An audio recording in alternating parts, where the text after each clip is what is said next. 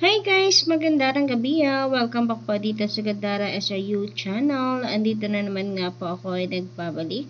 Nag-iisa po ninyo nagmamaganda ang Collegiate Tower Guide upang magkatid ng latest update and fresh happenings patungkol sa TVJ. Basta mga balita na may kinalaman sa Itbulaga, sagot na po natin yan at ilang chika patungkol sa loob at labas ng showbiz. Kaya naman kung di ka pa nakaka-subscribe, i-click mo na yung subscribe button at notification bell para mag-i-updated ka at ma-notify ka tuwing may bago po tayong mga reaction videos and analysis sa mga araw-araw na kaganapan at balita sa social media. Anyway, para nga po sa gabing ito, unahin po muna natin pag-usapan ang isa pong napakagandang news para po sa lahat ng Dabarkads.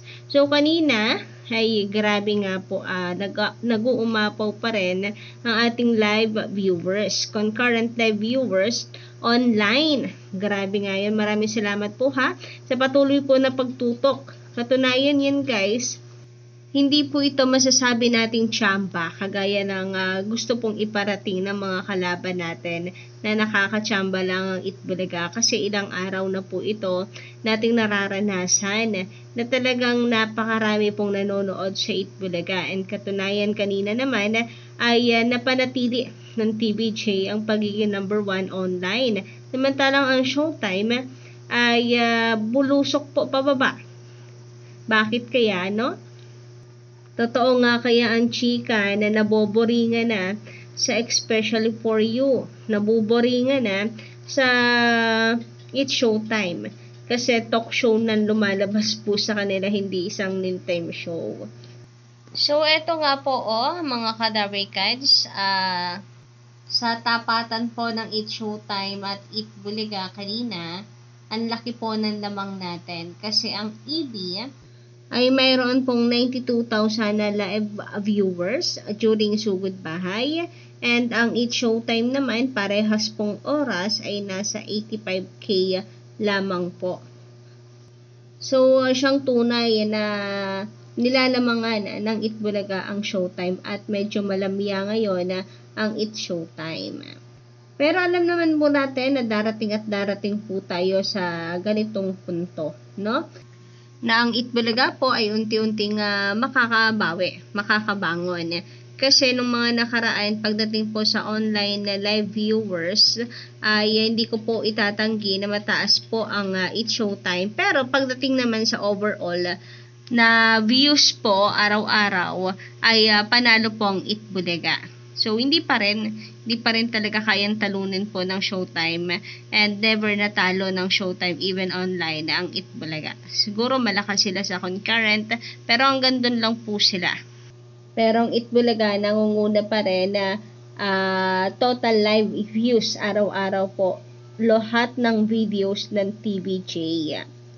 Samantala, pagdating naman po ng Kimi 5, mas lalo pa pong bumuhos ang viewers natin, mas tumaas pa po mga Kadabarkads, sa halip na mabawasan habang patagal ay sa pataas po ang viewers ng EB.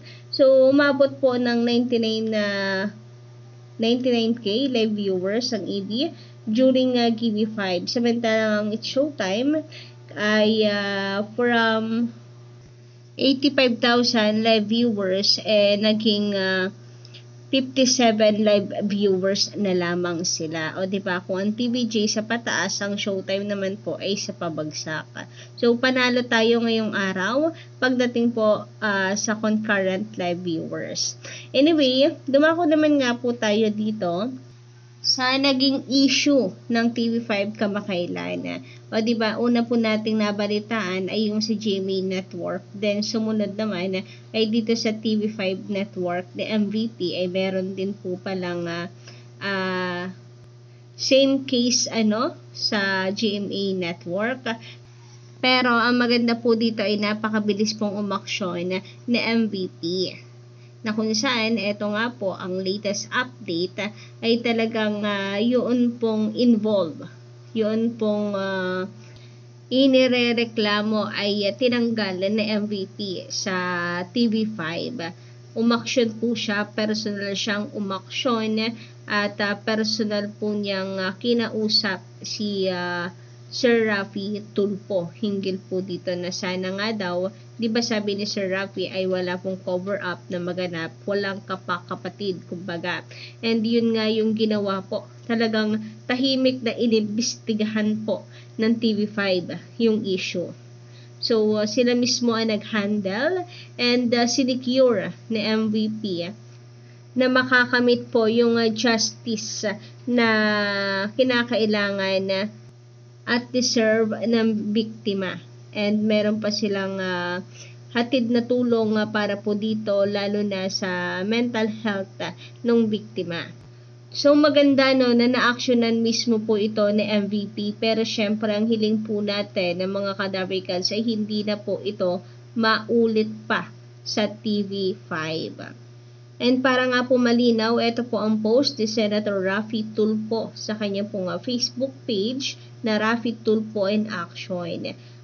August 20, 2024, personal na nakipag-ugnayan si TV5 Chairman Manny V. Pangilinan kay Senator Raffy or Idol Raffy Tulfo para ibalita na tapos na ang ginawang investigasyon ng network hinggil sa pangmomolestya ni Cliff Ginko, Program Manager ng TV5 News at Public Affairs sa isang baguhang talent.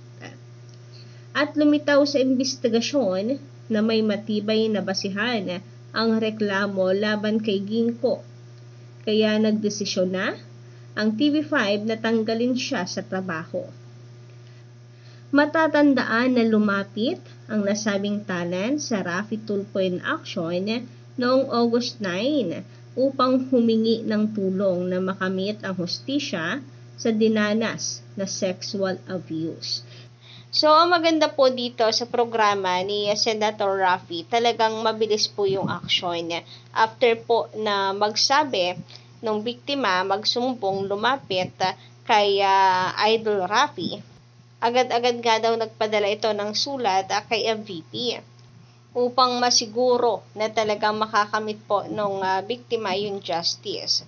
Sabi pa po dito, agad na nagpadala ng liham si Sen Idol kay Chairman MVP ukol sa insidente para masiguro na magkakaroon ng patas na investigasyon sa kaso at walang mangyayaring cover-up.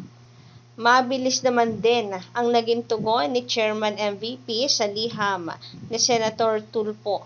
Natuwa rin si Chairman MVP na personal na naiparating sa kanya ang problema sa pamamagitan ng sulat ni Idol Raffy. Kasi kung kung dadaan pa po sa kung sino-sino, mabibinbin yan ng mabibinbin.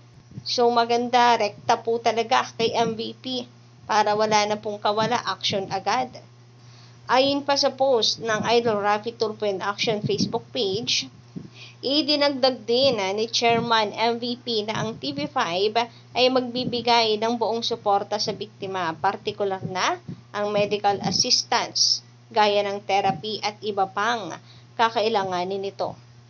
Sa kabilang banda, pinasalamatan ni Senator Tulfo si Chairman MVP dahil naging mabilis ang pagwulong ng investigasyon at nakamit ng biktima ang nararapat na hustisya.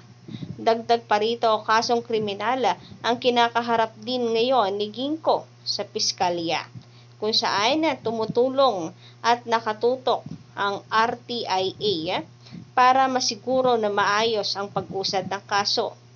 Magbibigay pa kami ng update sa mga susunod na araw. So talagang sisiguraduhin hanggang sa matapos po yung case na to para hindi mabaliwala yung pagsumbong ng biktima. Anyway, ito naman pong si Attorney Buko de la Cruz ay meron pong post patungkol sa Itbulaga na kung saan kanya nga pong ipinopromote po ito dahil ang Itbulaga ay susugod at magbibigay po ng tulong sa Barangay Sabang, Baliwag City, Bulacan. So, ipinost po niya ito, kahapon. Sabi niya dito, 1,000 at 1 tuwa sa Barangay Sabang, Baliwag, handog ng Itbulaga. Which is, siya pong barangay na nasugod po ngayong araw na ito. And meron nga pong ibinigay ang TVJ na nasa 70,000 pesos para po sa nasugod na cadaver cards po natin. Grabe, laking halaga, no? Di mo mapupulot yan kung saan-saan lang. Anyway, yun lang pong update natin sa gabing ito. Maraming salamat po sa mga tumutok at nag-abang ng aking update. Kung nagustuhan ninyo, i-click nyo lang ang subscribe button at notification bell para sa iba pang mga balita.